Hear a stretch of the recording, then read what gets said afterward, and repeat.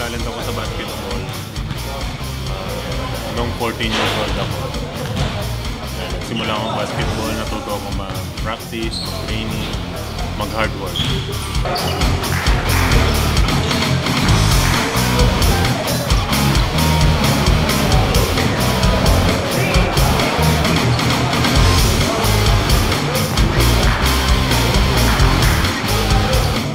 Ang basic workout ko ay abs, weights, push up.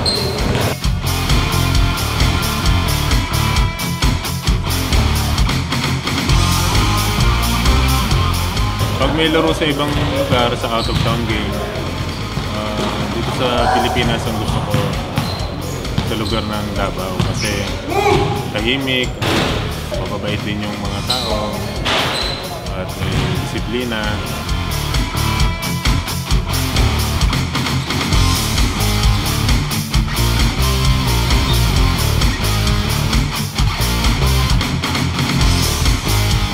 Pag wala ako sa basketball court, simpleng tao lang ako.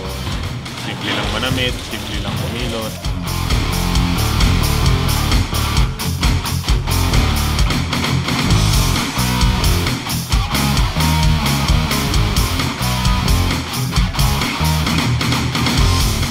Ang gusto kong makalaro na one-on-one player ay si Tim Duncan sa San Antonio Spurs kasi idol ko siya.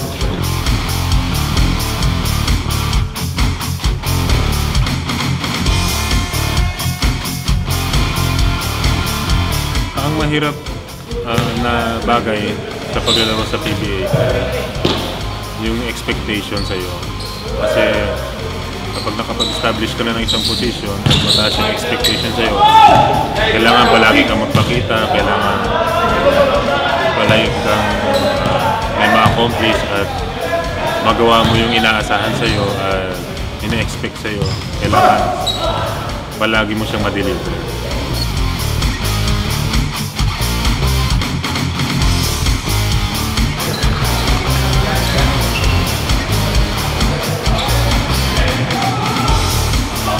Inspirasyon ko yung pamilya ko at saka siyempre si God, inspirasyon kahit sino naman sa atin.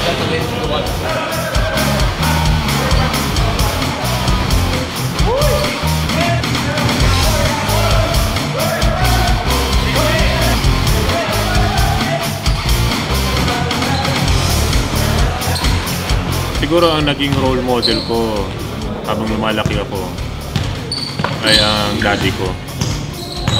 Kasi nakita ko sa daddy ko kung gaano siya nagsasakripisyo para sa amin. Nagulot siya para kami, makapamuhay kami at nakita ko sa kanya kung paano magmahal ng pamilya.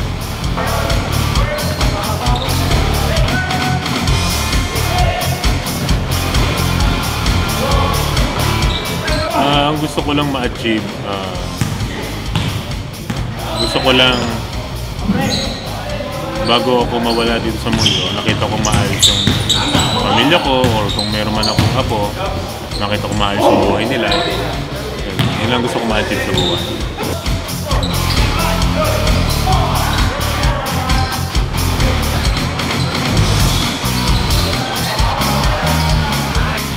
Ang ma-advise ko sa mga atletang katulad ko, dapat may disiplina sa sarili, umiwas sa kahit anong bisyo, at humingi palagi ng tulong sa Diyos para maiwas sa mga injuries at hard work. Yan ang ma-advise.